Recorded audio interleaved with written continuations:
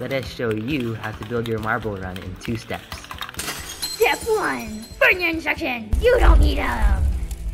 Step 2, use Lotso tape.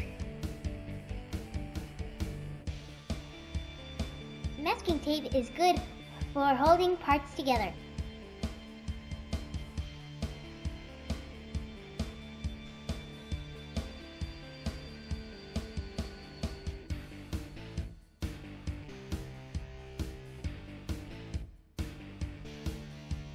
Use our epic design to inspire you.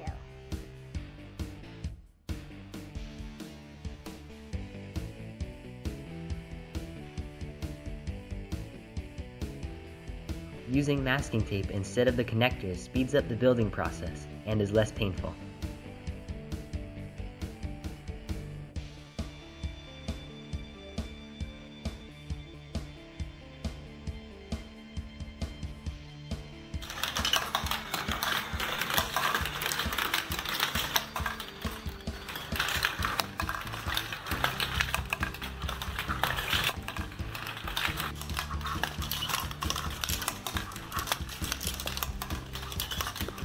So, start building and use your imagination. Thanks for watching, and have fun with your machine.